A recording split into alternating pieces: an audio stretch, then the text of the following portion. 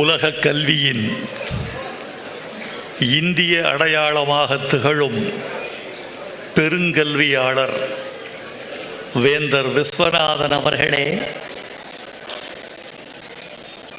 இந்த மண்ணின் மைந்தர் அமைச்சர் பெருமகன் அண்ணன் துரைமுருகன் அவர்களே, அமைச்சர் காந்தி அவர்களே, பல்கலைக்கழகத்தின் இளவரசர்கள் சங்கர் விஸ்வநாதன், சேகர் விஸ்வநாதன், கோவி செல்வம் ஆகிய கல்வி இளவரசர்களே, இங்கே மெய்யுரை நிகழ்த்திய நாடாளுமன்ற உறுப்பினர் கனிமொழி அவர்களே, ஆருயிர் சகோதரர் முரசொலி செல்வம் அவர்களே, மேடையில் அமர்ந்திருக்கும் மேன்மைக்குரிய பெருமக்களே, சட்டமன்ற உறுப்பினர்களே, பெரியோர்களே, நண்பர்களே, தாய்மார்களே, மாணவ கண்மணிகளே, பாசத்திற்குரிய பத்திரிகையாளர்களே, ஊடக உறவுகளே, உங்கள் அனைவருக்கும் எனது அன்பான வணக்கத்தை தெரிவித்துக் கொள்கிறேன். இந்த பேரரங்கம் எனக்கு பிடித்திருக்கிறது. காரணம், இந்த சபையின் வயது. நூற்றாண்டு விழா காணுகிற ஒரு ஆளுமையை பற்றி உரையாற்ற வருகிற பொழுது அந்த உரை யாருக்கு சேருகிறது என்பது மிக மிக முக்கியம். இல்லை என்றால் அந்த உரை ஒலிபெருக்கிக்கு ஆனதாக மாறிவிடும். இந்த சபையின் முன்வரிசையின் வயது, சராசரி வயது 50 முதல் 55. பின்வரிசையின் சராசரி வயது 30 முதல் 40. எனக்கு இந்த 30 முதல் 40 என்ற வயது கொண்ட இந்த சபையை நான் மிகவும் ரசிக்கிறேன். அவர்களுக்கு இந்த கலைஞர் நூற்றாண்டு உரை என்பது ஒரு பாடமாக திகழும் என்று கருதுகிறேன். ஒரு தலைவனை, ஓர் ஆளுமையை, ஓர் விஞ்ஞானியை, ஒரு பெருமகனை சபையில் பேசுகிற பொழுது அதனால் நிகழ்காலத்துக்கும் எதிர்காலத்துக்கும் விளையும் நன்மை என்பது யாது என்பதுதான் ஒரு விழாவின் குறிக்கோள். அதுதான் அந்த விழாவின் உள்ளடக்கம். இந்த விழாவில் இத்தனை பெருமக்கள் கலைஞரின் பெருமைகளை விதைந்தோதிய போது நீங்கள் கரவொலி செய்தீர்கள், மெல்லியதாக சிரித்தீர்கள், ஆங்காங்கே கைகளுக்கு தெரியாமல் கைதட்டி கொண்டீர்கள். ஆனால் இங்கு இளைஞர்களாக வந்திருக்கிற பலர் தங்கள் இதயத்தின் அடிப்பக்கத்தில் குறிப்பெடுத்துக் கொண்டிருந்தார்கள். அதைத்தான் நான் மிகவும் ரசித்தேன். கலைஞர் என்ற ஆளுமை நிகழ்காலத்துக்கு வழங்கக்கூடிய பங்களிப்பு என்ன, எதிர்காலத்துக்கு வழங்கக்கூடிய வழிகாட்டுதல் என்ன, அவரிடம் பின்பற்றக்கூடிய பெருமைகள் யாவை என்பதுதான் இந்த விழாவின் உள்ளடக்கமாக திகழும் என்று நினைக்கிறேன். நண்பர்களே, இளைஞர்களே, உங்களுக்கு ஒரு வார்த்தை. கலைஞரை பல வழிகளில் நீங்கள் பின்பற்றலாம்.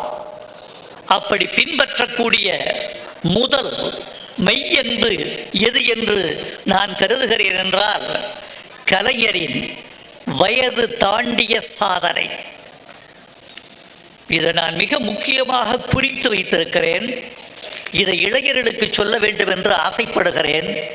ஒரு பல்கலைக்கழக வளாகத்தில் பேசுகிற பொழுது ஒரு 20 முதல் 35 வயது கொண்ட ஆசிரியர்களும் மாணவர்களும் இதை குறிப்பெடுத்து காற்றின் காதுகளுக்கு இதை ஓதினால் இந்த சமூகத்தில் மேன்மை பெறுவதற்கான வாய்ப்புகள் அதிகம் என்று கருதுகிறேன். அவர் மாணவர் மன்றம், தமிழ்நாடு மாணவர் மன்றம் என்று ஓர் இயக்கத்தை தொடங்கிய போது அவருக்கு வயது 16. கிளம்பிற்று கான் தமிழ சிங்க கூட்டம், அது கிழித்தெறிய தேடுதுகான் பகை கூட்டத்தை என்று புதுச்சேரியிலிருந்து பாவேந்தர் அவருக்கு வாழ்த்து கவிதை எழுதிய பொழுது அவருக்கு வயது 18.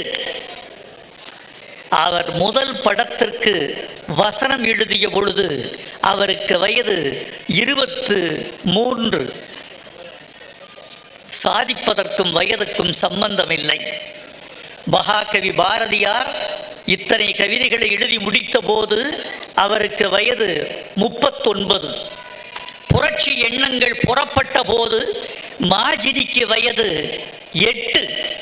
கீட்ஸ் தன் கவிதை மூச்சை நிறுத்தி கொண்ட போது அவனுக்கு வயது 24.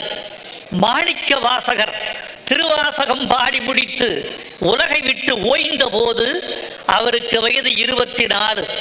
பட்டுக்கோட்டை கல்யாண சுந்தரம் தன்னுடைய 257 பாடல்களை எழுதி முடித்துவிட்டு மூச்சை நிறுத்தி கொண்ட போது வயது 29. இயேசுபிரான் சிலுவை சுமந்த போது அவருக்கு வயது 33. கலைஞர் தன் முதல் எழுத்தை தொடங்கிய போது வயது 23. நீங்கள் உங்கள் வாழ்க்கையை தொடக்கத்தை உங்கள் இளம் வயதில் ஏற்படுத்திக் கொள்ளுங்கள். எவ்வளவு இளம் வயதில் தொடங்குகிறீர்களோ அவ்வளவு உச்சம் தொடலாம், அவ்வளவு முழுமை பெறலாம், அவ்வளவு பெருமை பெறலாம் என்பது கலைஞர் இளைஞர்களுக்கு சொல்லிக் கொடுக்கிற பாடம் என்று நான் நினைக்கிறேன். மந்திரி குமாரி எழுதுகிற போது ஒரு 24, 25 வயது. இந்த முதிர்ச்சியை பார்க்க முடியுமா? எனக்கு ஒரு ஆச்சரியம்.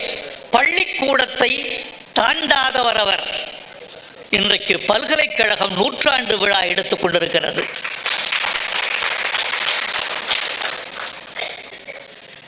பெரிய குடும்பத்தில் பிறந்தவர் இல்லை.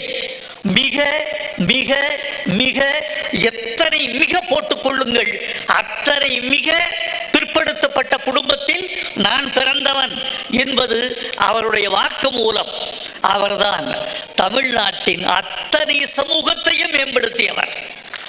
அத்தனை பேருக்கு வாழ்வு கொடுக்க வேண்டும் என்று தன் வாழ்வை தேய்த்தவர். 25 பேர் எழுதுகிறார். அவர் ஷேக்ஸ்பியர் படித்ததில்லை, கீட்ஸுக்குள் நுழைந்ததில்லை, மில்டன் தொட்டதில்லை, கலீல் ஜிப்ரான், எஸ்ரா பவுண்ட் இவர்களை எல்லாம் அவர் பார்த்ததில்லை. ஆனால் அவர் எழுத்தை மொழிபெயர்த்தால் இது ஷேக்ஸ்பியரின் தம்பி எழுதியதா, மில்டன் தொட்டதா, கீட்ஸ் தொட்டு கொடுத்ததா என்றெல்லாம் தோன்றும். நீங்கள் வரவில்லை, என்னால் பௌர்ணமி நிலாவை ரசிக்க முடியவில்லை. இது காதலி. அதுக்கு ஏன் எப்போதும் நிலவுதானா? இருட்டை உங்களால் ரசிக்க முடியாதா? நீங்கள் இருட்டை கூட ரசிப்பீர்களா? இது கேள்வி. காதலன் பதில். ரசிக்கக்கூடிய இருட்டு என்பது என்ன என்பதை ஒரு கவிஞன் தான் கண்டுபிடிக்க முடியும். விஞ்ஞானிகள் வெளிச்சத்தை கண்டுபிடிப்பார்கள், கவிஞன் தான் இருட்டை கண்டுபிடிக்க முடியும். விஞ்ஞானிகள் வெளிச்சத்தை கொண்டாடுவார்கள், கவிஞன் தான் இருளை கொண்டாட முடியும். நான் ரசிக்கக்கூடிய இருள் என்ன என்ன என்று பட்டியல் போடுகிறார் 25 வயதில் கலைஞர். நினைச்சு கூட பார்க்க முடியாது. ரசிக்கிறேன் ஜீவா, சித்திரத்தை அழகுபடுத்தும் நிழல் கோடு போல உன் கண்ணின் கடைக்கூட்டில், கனியிதழின் ஓரத்தில், கன்னத்து சரிவுகளில் திரண்டிருக்கும் இருளை நான் ரசிக்கிறேன் ஜீவா. அந்த இருள் வானத்து இருள் அல்ல, பூமியில் கவியும் இருள் அல்ல, அந்த இருள் ஒளிந்திருக்கும் இருள் அல்ல, அந்த இருள் ஒரு பெண்மையில் படிந்திருக்கிற இருள். இந்த கண்ணின் கடைக்கூடு, கன்னத்து சரிவு, கனியிதழின் ஓரம், இங்கெல்லாம் ஷேட், அந்த நிழல் படிந்திருப்பதை இருள் என்று உருவகப்படுத்தி அவர் எழுதுகிற போது 25 வயது. ஒரு உண்மையை சொல்லுகிறேன், பத்திரிகையாளர்கள் இதை ஊருக்கு சொல்வீர்களா? தமிழ் கவிஞர்கள் இதை குறித்துக் கொள்வீர்களா? பேராசிரியர் பெருமக்கள் இந்த உண்மையை ஊருக்கு சொல்வீர்களா? ஒரு உண்மை என்னவென்றால், அண்ணாவை விட கலைஞர் 15 வயது மூத்தவர். இது கேலண்டர் சொல்லுகிறது. ஆனால் திரை உலக வரலாறு என்ன சொல்கிறது என்றால், திரை உலகில் அண்ணாவை விட கலைஞர் 2 வயது மூத்தவர். நல்ல தம்பி. இது பேரறிஞர் அண்ணாவுக்கு குறைவல்ல, கலைஞருக்கு பெருமையும் அல்ல. கலைஞருடைய முனைப்பை இளைஞர்கள் புரிந்து கொள்ள வேண்டும் என்பதற்காக சொல்லுகிறேன். அண்ணாவின் படம் வெளிவந்தது நல்ல தம்பி வெளிவந்தது 1949 பிப்ரவரி 4. ஆனால் வசனம் உதவி மு. கருணாநிதி என்ற எழுத்துக்களோடு கலைஞருடைய முதல் படம் வெளிவந்தது 47 ராஜகுமாரி. 47 திரையில் கலைஞர் பெயர் வந்துவிட்டது. 49 அண்ணாவின் பெயர் கதை வசனம் அறிஞர் அண்ணா என்று 49 வருகிறது. ஈராண்டுகளுக்கு முன்பே கலைஞர் திரையுலகை கைப்பற்றி விட்டார் என்பது அவரது இளமைக்கு கிடைத்த பேருரை. அது மட்டுமல்ல தோழர்களே, இங்க அமைச்சர் துரைமுருகன் அவர்கள் இங்கே அழகா பேசினார். அவர் பேசிய போது, தொகுத்து சொன்ன போது, அவருடைய வெற்றிக்கு காரணம் என்ன என்கிற போது அவர் சொன்ன முதல் சொற்றொடர் கொள்கை திறம்னர். ஒரு மனிதனுக்கு இளமையில் இருக்கிற கொள்கை வேறு, நடுத்தர வயதில் இருக்கிற கொள்கை வேறு, முதுமையில் இருக்கிற கொள்கை வேறு, மரணப்படுக்கையில் இருக்கிற கொள்கை வேறு. வாழ்வின் முன்னுரிமைகளும் கொள்கைகளும் வயதுக்கு ஏற்ப, காலத்திற்கு ஏற்ப மனிதர்களுக்கு மாறிக்கொண்டே இருக்கின்றன. ஆனால் எந்த வயதிலிருந்து அவர் பகுத்தறிவாளரானாரோ அந்த வயதிலிருந்து மரணத்தின் முன்னிமிஷம் வரைக்கும் கலைஞர் 100% பகுத்தறிவாளராகவே இருந்தார், வளர்ந்தார், இறந்தார் என்பதை நாங்கள் பக்கத்திலிருந்து அறிவோம். அது மட்டுமல்ல தோழர்களே, இந்த செய்தியை பல பேர் இன்னும் நாட்டுக்கு தெரிவிக்கவில்லை. துரைமுருகன் போன்ற மூத்த தலைவர்கள் இதை நாட்டுக்கு தெரிவிக்க வேண்டும் என்று நான் விரும்புகிறேன். நண்பர்களே, 69 அண்ணா அவர்கள் மரணமடைகிறார். இன்னும் மருத்துவமனையிலிருந்து உடல் கடத்தப்படவில்லை. அந்த உடல் அதே மருத்துவமனையில் இருக்கிறது. அண்ணாவை என்ன செய்யலாம், எப்படி அடக்கம் செய்யலாம், எப்படி இறுதி மரியாதை செலுத்தலாம் என்ற முடிவு இன்னும் எட்டப்படவில்லை. உறவினர்கள் வருகிறார்கள். வந்தவர்கள் எங்களிடம் ஒப்படைத்து விடுங்கள் என்கிறார்கள். ஒப்படைத்தால் அண்ணாவின் குடும்பத்தை நான் யாரும் குறை சொல்லவில்லை, நாம் யாரும் குறை சொல்லப் போவதில்லை. எங்கள் குடும்ப வழக்கப்படி, எங்கள் முன்னோர்களுடைய சாங்கியத்தின்படி அண்ணாவை நாங்கள் இறுதி மரியாதை செய்து கொள்கிறோம். அந்த உடலை எங்களிடம் ஒப்படைத்து விடுங்கள் என்று கேட்கிறார்கள். நீங்கள் என்ன செய்வீர்கள் என்று கேட்கிறார்கள். அதற்குள் அண்ணாவின் நெற்றியில் நிறைய சிறுநீர் பூசுவதற்கு குடும்பம் நெருங்கி வருகிறது. ஒரு ஒரு ஒரு ஒரு சிறுநீற்று படலம் கூட அவர் நெற்றியில் இடப்பட்டு விட்டது. நாங்கள் இதை எடுத்து சென்று காஞ்சிபுரத்தில் வேகவதி ஆற்றங்கரையில் எங்கள் இறுதிச் சடங்கை நிகழ்த்திக் கொள்கிறோம். எங்களிடம் அண்ணாவை ஒப்படைத்து விடுங்கள். இந்த இடத்தில் கலைஞர் அண்ணாவின் உடல் மீது விழுகிறார். அருள்கூர்ந்து மன்னித்து விடுங்கள். இப்போது அண்ணா குடும்ப சொத்தல்ல, அரசாங்க சொத்து. அண்ணாவை எப்படி இறுதி மரியாதை செய்ய வேண்டும் என்கிற பொறுப்பு அரசாங்கத்துக்கும் எங்களுக்கும் இருக்கிறது. அருள்கூர்ந்து மன்னித்து விடுங்கள், அண்ணாவை விட்டு அகன்று விடுங்கள்.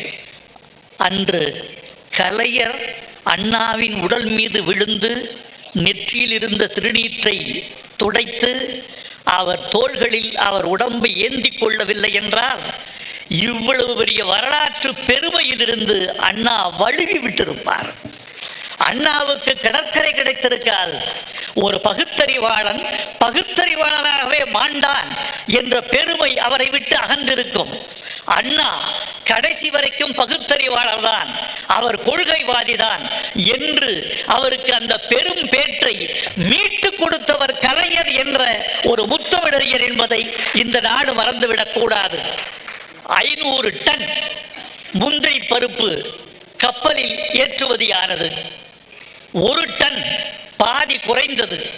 குறைந்த பாதியில் உடைந்த முந்திரி பருப்புகளை நிறைத்து 500 டன் ஆக்கி அனுப்பிவிட்டார்கள். அங்கே சென்று இறக்குமதி இடத்தில் எடுத்து பார்த்தால் 500 டன்னும் பூச்சி அரித்திருக்கிறது. இந்த 1/2 டன் உடைந்த முந்திரியை இட்டு நிரப்பியதில் அதிலிருந்த பூச்சிகள் அந்த 500 டன் முந்திரியையும் அரித்து மொத்தத்தையும் துகள்களாக்கி விட்டன. 500 டன் முந்திரியும் பாழாகிவிட்டது. அண்ணாவுக்கு மட்டும் வேகவதி ஆற்றங்கரையில் குடும்ப சடங்கு செய்யப்பட்டிருந்தால் அண்ணா மொத்தமாக இந்த முந்திரி பருப்பு மாதிரி அவர் தன்னுடைய உறுதியை நிலையை இழந்திருப்பார். அதை தடுத்த பெருமை இவருக்குத்தான். கலைஞரின் எழுத்துக்களை இளைஞர்கள் வாய்விட்டு வாசிக்க வேண்டும். நண்பர்களே, உங்களுக்கு ஒரு வார்த்தை, பிராமணர்களின் உத்தியை நீங்கள் கையாள வேண்டும். பிராமணர்கள் எந்த ஒரு வேதத்தையும் வாய்விட்டு வாசிக்கிறார்கள், செவி வழியாக வாசிக்கிறார்கள். செவியோது கிழவிகளாகத்தான் வேதங்கள் வாசிக்கப்படுகின்றன. நீங்கள் கலைஞர் எழுத்தை, அண்ணா எழுத்தை, பாரதி பாட்டை, பாரதிதாசன் பாட்டை, சங்க இலக்கியத்தை, திருக்குறளை நீங்கள் வாய்விட்டு வாசிக்க வேண்டும். வாய்விட்டு வாசிக்க வாசிக்க அது காற்றில் கலந்து இன்னொருவர் உச்சரிப்பதற்கான ஒரு விஷயமாக ஆகும். கலைஞர் எழுத்தை நான் வாய்விட்டு வாசித்துத்தான் தமிழை என் வசப்படுத்தினேன் என்பதை இந்த மன்றத்துக்கு நான் எந்த தயக்கமின்றி சொல்லிக்கொள்ள வேண்டும் என்று ஆசைப்படுகிறேன். நண்பர்களே, ஒரு எழுத்து எழுதினார் பராசக்தியில். பராசக்தியில் அவர் எழுதியது 52. பிரிட்டிஷ் இளவரசி டயானா இறந்தது 87. பிரிட்டிஷ் ராஜ குடும்பத்தில் உயரமான பெண்ணும் உயரமான பெண்களில் துயரமான பெண்ணுமான டயானா இறந்து கிடக்கிறார். அவரை பற்றி ஒரு கட்டுரை வருகிறது. அந்த கட்டுரைக்கு ஒரு பத்திரிகை தலைப்பு கொடுக்கிறது. அந்த தலைப்பு 45 ஆண்டுகளுக்கு முன்பு கலைஞர் எழுதிய வரி. 45 ஆண்டுகளுக்கு முன் கலைஞர் எழுதிய வரியை தலைப்பாக போட்டு டயானாவின் மரணத்தை அந்த கட்டுரை முடிக்கிறது அந்த பத்திரிகை. ஓடினாள் ஓடினாள், வாழ்க்கையின் ஓரத்திற்கே ஓடினாள். இது கல்யாணிக்காக எழுதப்பட்ட இந்த வசனம் டயானாவுக்காக பயன்பட்டிருக்கிறது என்பது கலைஞருடைய தமிழின் வீச்சா, அவர் மொழியின் சத்தியமா? எதை சொல்வது? கலைஞருடைய எழுத்தை நீங்கள் அவ்வளவு சீக்கிரம் மறந்துவிட முடியாது. நகைச்சுவையை பற்றி சொன்னார்கள். துரைமுருகன் அவர்களும் நானும் பேசிக் கொண்டிருந்தால் எவ்வளவு பேசுவது? அவருடைய நகைச்சுவையை பார்த்தீர்களா? இப்படித்தான் 2 நகைச்சுவைகள் நேற்று முட்டி கொண்டன.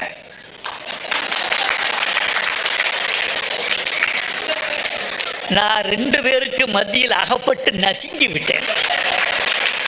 இந்த பக்கம் ரஜினி, என் ஆருயிர் கலை சகோதரர். இந்த பக்கம் துரை அவர்கள், என் ஆருயிர் அரசியல் தலைவர். இந்த 2 பேருக்கு மத்தியில் அகப்பட்டு 2 பேருக்கும் நல்ல பிள்ளையாக வேண்டும் என்றால் நீ என்னவாக இருக்க வேண்டும் என்பதை நீங்கள் தெரிந்து கொள்ளுங்கள். அவர் ஒரு நகைச்சுவை சொன்னார், இவர் ஒரு நகைச்சுவை சொன்னார். நேற்று அந்த நகைச்சுவை ரொம்ப சோகமாக பேசப்பட்டு இன்று காலை முதல் நகைச்சுவை என்பது இதுதான் என்ற உச்சத்திற்கு வந்து விட்டது. இன்றைக்கு சொல்லியிருக்கிறார் துரை அவர்கள். என்ன கூப்பிட்டு சொன்னார் தெரியுமா துரைமுருகன் அவர்கள்? இது என்னப்பா, நாங்கள் நகைச்சுவையாக பேசிக்கொண்டோம், நீங்கள் ஏனப்பா பகைச்சுவையாக பார்க்கிறீர்கள்? ஒரு வார்த்தையில் விஷயத்தை முடித்து விட்டார். இது எப்படி தெரியுமா? எங்கள் தமிழில் ஒரு பழம்பாடல் உண்டு. அதுதான் ரஜினி அவர்களுக்கும் துரைமுருகன் அவர்களுக்கும் இன்று நிகழ்ந்திருக்கிறது. உங்கள் பகை கல்லில் விழுந்த பிளவா, தங்கத்தில் விழுந்த பிளவா? ரொம்ப அழகான கேள்வி இது. கல்லில் விழுந்த பிளவை ஒட்ட வைக்க முடியாது. என்ன கான்கிரீட் வச்சாலும் பிளந்தது தான். தங்கத்தட்டில் ஒரு கீறல் விழுந்தது, பிளவு விழுந்ததுன்னா நெருப்பு காட்டினா ஒட்டிடும். தங்கம் பிளவுபடாது, கல் பிளவுபடும்.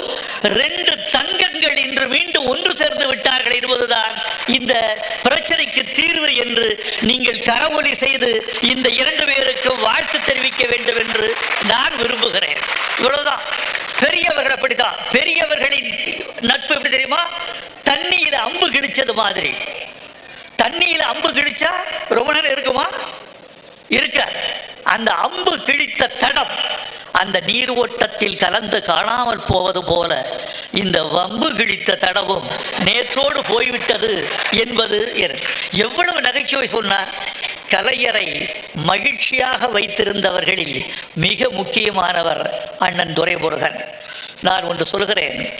ஒரு பத்திரிகையாளர் என்கிட்ட கேட்டார், கலைஞர் இந்த வயதில் ஆரோக்கியமாகவும் இன்னும் உடல் ஆயுள் நீளமாகவும் இருப்பதற்கு காரணமே துரைமுருகன் அவர்களும் நீங்களும் என்று நாங்கள் பேசிக்கொள்கிறோம்னு சொன்னார்கள்.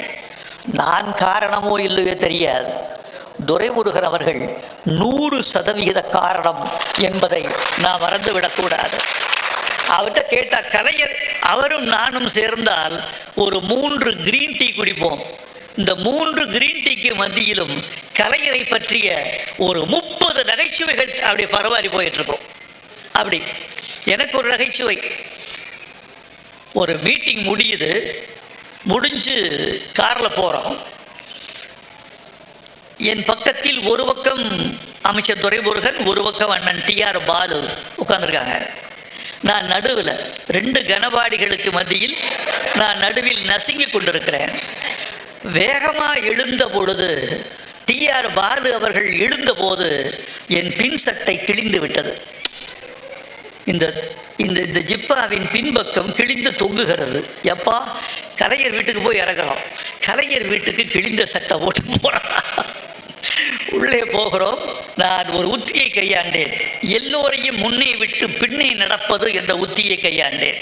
எல்லாரும் முன்னாடி போங்க, கிழிஞ்சதை யாருக்கும் காட்டக்கூடாது. நான் கடைசியாக போகிறேன். போய் உட்காந்துட்டேன். சாப்பிட சொன்னார் கலைஞர். இவங்க ராஜாத்தி அம்மா வீட்டில் சாப்பிட்டோன்னு எல்லோரும் சாப்பிட்டோம். யாரும் என்ன கண்டுபிடிக்கலை. கடைசியாக எழுந்தேன். எழுந்து கை கழுவ போனேன். கை கழுவ போன போது ராஜாத்தி அம்மையார் கண்டுபிடித்து விட்டார்கள். என்ன கவிஞர் சட்டை கிழிஞ்சிருக்கு. உடனே கலைஞரை இங்கே பார்த்தீங்களா, கவிஞர் கிழிஞ்ச சட்டை போட்டு வந்திருக்காரு, அவர் சட்டை கிழிஞ்சிருக்கு. என்ன ஆச்சு? ஐயா, அது வேற ஒன்றும் இல்லையா, பின் சீட்டில் உட்கார்ந்த போது டிஆர் பாலு அவர்கள் அப்படி எழுதும்போது அவர் சட்டை அப்படி கிழிச்சிட்டாரு, நான் அதை அட்ஜஸ்ட் பண்ணுவேன். சரி, பரவாயில்ல விடுங்க கலைஞர், சரி பரவாயில்ல விடுங்க. இனிமே டிஆர் பாலு என்ன கிழிச்சாருன்னு எவனும் கேட்க முடியாது பாருங்க. டிஆர் பாலு என்ன கிழிச்சாருன்னா வைரமுத்து சட்டையை கிழிச்சார். இதெல்லாம் யோசித்து வருவதல்ல தோழர்களே. அவர் மனசு நகைச்சுவையின் மேற்பக்கத்தில் இருந்து கொண்டே இருக்கிறது. அது ஒரு கொதித்து கொண்டிருக்கிற ஒரு உலை அல்ல, குளிர்ந்து கிடக்கிற ஒரு ஐஸ் கட்டி என்று நான் நினைப்பேன். நண்பர்களே, இதில் ஒரு முக்கியமான ஒரு செய்தியை உங்களுக்கு சொல்லிக்கொள்ள வேண்டும் என்று ஆசைப்படுகிறேன். ஒரு முக்கியமான செய்தி. இலவு காத்த கிளின்னு உங்களுக்கு தெரியுமா? இது ஒரு பழைய பழமொழி. இலவு காத்த கிளி. இலவு என்றால் இலவங்காய். கிளி அந்த இலவங்காயை காத்து வந்தது. ஒரு கிளி மாங்காயை காத்து வந்தது, பழுக்கும் தின்னலாம் பசியாரும் என்று. ஒரு கிளி பலாக்காயை காத்து வந்தது, பழுக்கும் தின்னலாம் பசியாரும் என்று. ஒரு கிளி வாழைக்காயை காத்து வந்தது, பழம் பழுக்கும் தின்னலாம் பசியாரும் என்று. ஒரு கிளி இலவங்காயை காத்து வந்தது, பழுக்கும் தின்னலாம் பசியாரும் என்று. மற்ற காய்கள் பழுத்தால் சுளை வரும். இலவங்காயை காத்த கிளி காத்து கொண்டிருந்ததே, இலவங்காய் பழுத்தால் சுளையா வரும், பஞ்சு வரும். பல பேர் அரசியலில் பல பேர் ஏமாந்திருக்கிறார்கள். இப்போ மந்திரியாவோம், இப்போ எம்பி ஆவோம், கொஞ்சம் காத்திருப்போம். இலவு காத்த கிளி. கலைஞர் இலவு காத்த கிளிதான். ஆனால் என் நண்பன் ஒருவன் கவிதை எழுதினான், நானும் இலவு காத்த கிளிதான், ஆனால் எனக்கு தலையணை செய்யும் தந்திரம் தெரியும்னா. மாங்காய் பழுத்தால் சுளை வரும், சாப்பிடலாம். பலாக்காய் பழுத்தால் பலா சுளை வரும், சாப்பிடலாம். இலவங்காய் பழுத்தால் பஞ்சுதான் வரும் என்றால் நான் பட்டினி கிடக்க மாட்டேன். பஞ்சை எடுத்து எனக்கு நான் மெத்தை தலையணை செய்து கொள்வேன், அதையும் நான் பயன்படுத்துவேன்.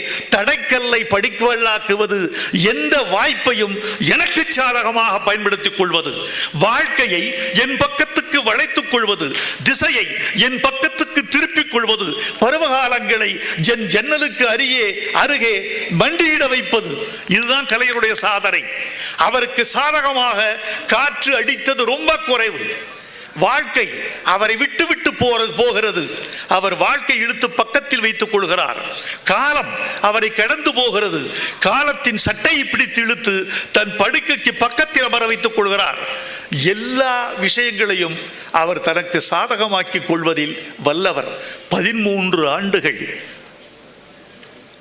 எமர்ஜென்சிக்கு பிறகு 13 ஆண்டுகள் ஒரு கட்சியை தொடங்குவது என்பது கூட எளிது. தொடர்வது, கட்டி காப்பது, புதிதாக அரசியல் கட்சிகள் என்று தமிழ்நாட்டில் தொடங்குகிறார்கள், அவர்களுக்கெல்லாம் வாழ்த்துக்கள். ஆனால் ஒரு கட்சிக்கு மூலதனம் என்பது என்ன தெரியுமா? ஒரு கட்சிக்கு மூலதனம் தொண்டர்கள் இல்லை. ஒரு கட்சிக்கு மூலதனம் கட்டமைப்பு இல்லை. ஒரு கட்சிக்கு மூலதனம் பணம் இல்லை. ஒரு கட்சிக்கு மூலதனம் என்பது எதிரி. எதிரி என்ற ஒன்று இல்லாமல் எந்த கட்சிக்கும் கச்சா பொருள் கிடைக்காது. மகாத்மா காந்திக்கு எதிரி வெள்ளைக்காரன். நல்ல எதிரி கிடைத்தார். எதிரி வசமான எதிரி கிடைத்ததனால் மகாத்மா காந்தி வெற்றி பெற்றார். காங்கிரஸ் வெற்றி பெற்றது. திராவிட கழகத்திற்கு, திராவிட முன்னேற்ற கழகத்திற்கு வசமான எதிரி ஆரியம். இவ்வளவு பெரிய எதிரி கிடைக்கவில்லை என்றால் இவ்வளவு பெரிய வெற்றி கிடைத்திருக்காது. எம்ஜிஆருக்கு எவ்வளவு பெரிய எதிரி தெரியுமா? எவனாலும் வெல்ல முடியாத எதிரி கலைஞர் கிடைத்தார். கலைஞர் என்ற எதிரி இல்லை என்றால் எம்ஜிஆர் வெறும் சினிமா கதாநாயகனாகவே போயிருப்பார். எம்ஜிஆர் உண்டாகியதே கலைஞரால். அவர் நண்பனாக இருந்தும் வளர்த்தார், எதிரியாக இருந்தும் வளர்த்தார் எம்ஜிஆரை. கலைஞர் என்ற இந்த கருங்கல் இல்லை என்றால் எம்ஜிஆர் அதில் சிற்பம் செதுக்கி இருக்க முடியாது. ஒரு சிற்பத்தின் அழகு எதில் இருக்கிறது என்று கேட்டான் சிற்பி. சிற்பத்தின் அழகு கண் திறப்பதில் இருக்கிறது இல்லை. அழகம் இல்லை. மூக்கின் கூர்மை, இந்த செவியினுடைய பள்ளங்கள் இல்லை. விரல்களின் இடுக்கு இல்லை. சிற்பத்தின் அழகு எதில் இருக்கிறது? நான் சொல்கிறேன், சிற்பத்தின் அழகு அது நஷ்டப்பட்ட கல்லில் இருக்கிறது. ஏற்கனவே கல்லுக்குள் சிற்பம் இருந்தது. வேண்டாத கல்லை சிற்பி விலக்கினால் உள்ளிருந்து சிலை பிரசன்னமானது. அதான எதிரியை வைத்துத்தான் ஒரு அரசியல் கட்சிக்கு வெற்றியும் தோல்வியும். அந்த எதிரி கலைஞருக்கு காலமெல்லாம் உண்டாக்கி கொண்டிருந்தார்கள், உண்டாகினார்கள். சில நேரங்களில் அவர் உண்டாக்கி கொண்டார். கார்ல் மார்க்ஸ், மன்னிக்க வேண்டும், மாசை துங் சொன்னார், கடவுளும் எதிரியும் இல்லை என்றாலும் அவசியம் உண்டாக்கிக்கொள். ரெண்டும் உன் பயணத்துக்கு தேவை. பிடிமானம் வேணும். கடவுளும் எதிரியும். கலைஞர் கடவுளை உண்டாக்கி கொள்ளவில்லை, எதிரிகளை உண்டாக்கி கொண்டே இருந்தார். அதுதான் அவருக்கு வெற்றி. அவரது சுறுசுறுப்பு, விறுவிறுப்பு, அவரது ஊக்கம், அவரது தூக்கமின்மை, செயல்பாடு எல்லாம் எதிரிகளை உண்டாக்கியதும் எதிரிகள் உண்டாகியதும் தான். அதான் கலைஞர். அந்த கலைஞர் தடைக்கல்லை படிக்கல்லாக்கிறார். ஒரு விஷயம் சொல்றேன், இந்த 13 ஆண்டுகள் கட்சியை மட்டும் காப்பாற்றிக் கொள்ளவில்லை, அவர் தமிழை காப்பாற்றினார்.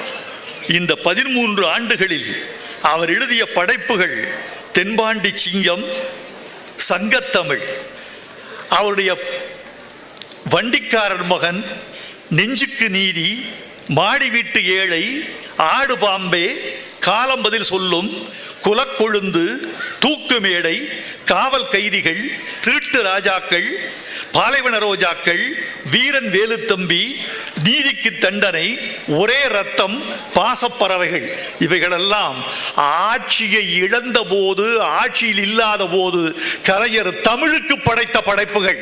எனக்கு ஆட்சி இல்ல, செங்கோலை காலம் தன் கைக்கு வரவழைத்து விட்டதா, போகட்டும், இந்த எழுதுகோல் என் கையில் மட்டும்தான் இருக்கும், இந்த எழுதுகோலை எவனும் பறிக்க முடியாது என்று வாழ்ந்தவர் கலைஞர். அந்த கலைஞரை புதிய தலைமுறை இளைஞர்களே, உழைப்பை கலைஞரிடம் கற்றுக்கொள்ளுங்கள், எதிர்ப்பை கலைஞரிடம் கற்றுக்கொள்ளுங்கள், எந்த இள வயதில் ஒரு பணியை தொடங்க வேண்டும் என்பதை கலைஞரிடம் கற்றுக்கொள்ளுங்கள், எதிரிகளை எப்படி கையாள்வது என்பதை கலைஞரிடம் கற்றுக்கொள்ளுங்கள், நீண்ட காலம் வாழ்வது எப்படி என்பதை கலைஞரிடம் கற்றுக்கொள்ளுங்கள், ஒரு மனிதன் துணிச்சலோடு எவ்வளவு வாழ வேண்டும் என்பதை கற்றுக்கொள்ளுங்கள். இன்று பேசிய பேச்சுகளில் துரைமுருகன் அவர்கள் மிக அழகாக நகைச்சுவையை சொன்னார். கனிமொழி அவர்கள் இன்று பேசிய பேச்சு கனிமொழியினுடைய முதிர்ச்சிக்கு அடையாளம் என்று நான் கொண்டாடி கொண்டிருக்கிறேன். அவர் பேசிய பேச்சில் ஒன்று கூட உண்மைக்கு புறம்பானதில்லை. ஒரு மேடை பேச்சுக்கு மிக முக்கியம் நல்ல குரலும், நல்ல ஒலிபெருக்கியும், நல்ல ஆடியன்ஸும் அல்ல, சத்தியம், உண்மை வேண்டும். உண்மை இருக்கிற எந்த பேச்சும் 10 பேரும் கைதட்டலாம், 10,000 பேரும் கைதட்டலாம். அது உண்மையாக இருந்தால் அந்த பேச்சில் ஒன்று கூட ஒப்பனை இல்லை, ஆடம்பரத்தின் ஊர்வலம் இல்லை, சப்த அலங்காரம் இல்லை, பொய்யின் பூசனை இல்லை. அது எல்லாம் உண்மை. அந்த உண்மையான பேச்சை நான் கேட்ட பொழுது கலைஞருடைய பெருமை தெரிந்தது. ஒரே ஒரு விஷயத்தை சொல்லி கலைஞரின் மக்கள் திட்டங்களை பற்றி இத்தனை பேர் பேசினீர்கள். ராஜமாணிக்கம் அவர்களும் ராஜரத்னம் அவர்களும் அவருடைய காவலர்களும் இங்கே வந்திருக்கிறார்கள். இவரெல்லாம் கூடவே இருந்தவர்கள்.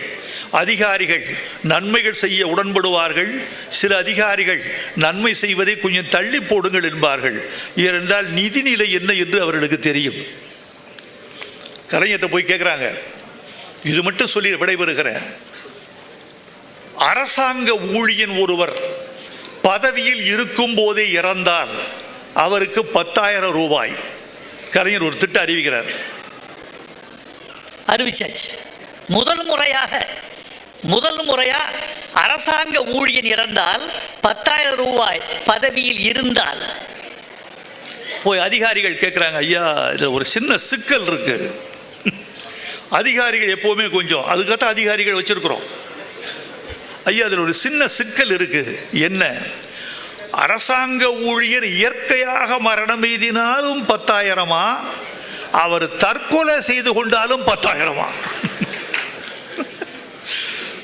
நல்ல கேள்வி, நல்ல அறிவாளிகளின் கேள்வி, அறிவாளிகளின் கேள்வி. அவர் தூக்கு பிடிச்சது, நான் போகிறேன், இந்த ரூம் போய் 10,000 எனக்கு வரும், வந்து வாங்கி கடந்துக்கிட்டு தூக்கு போடுகிறார். ஒருவர் வந்து மருந்து சாப்பிடுகிறார், மின்சாரத்தில் கை வைத்து சாகிறார். இதெல்லாம் தற்கொலை செய்து கொண்டால் அந்த 10,000 வருமா? கலைஞர் கேட்ட கேள்வி அங்குதான் அவர் மனிதாபிமானமிக்க தலைவர்கிறது. ஏயா நம்ம 10,000 ரூபா செத்தவனுக்கு கொடுக்கிறோமா, செத்து போனவனுக்கு சிரமப்படுகிற குடும்பத்துக்கு கொடுக்கிறோமா? அவன் இயற்கையாக செத்தாலும் செயற்கையாக செத்தாலும் துன்பப்பட போவது குடும்பம் அல்லவா, மனைவி அல்லவா, மகன் அல்லவா, மகள் அல்லவா? சாவின் காரணத்தை பற்றி சிந்திக்காதே, செத்து போன பிறகு அனாதையாகி போன குடும்பத்தை பற்றி நினை, அந்த குடும்பத்துக்கு கொடு. இப்படிப்பட்ட மனிதாபிமானமிக்க தலைவனுக்கு, தமிழ் தலைவனுக்கு, தமிழாகவே வாழ்ந்து சென்ற தலைவனுக்கு ஒரு அழகான விழா எடுத்திருக்கிறீர்கள். வேந்தர் விஸ்வநாதன் அவர்களே, உங்களுக்கு தமிழ் அன்பர்களின் சார்பில், கலைஞரின் ரசிகர்கள் சார்பில் உங்களுக்கு என் நன்றியை தெரிவித்துக் கொள்கிறேன். அரசாங்கத்திற்கு அடுத்து ஒரு பல்கலைக்கழகம் இவ்வளவு பெரிய விழா நடத்தியிருக்கிறது என்று சொன்னால் விஸ்வநாதன் அவர்களுக்கு இந்த மன்றம் கரவொலி செய்து வாழ்த்து தெரிவிக்க வேண்டும். நன்றி, வணக்கம்.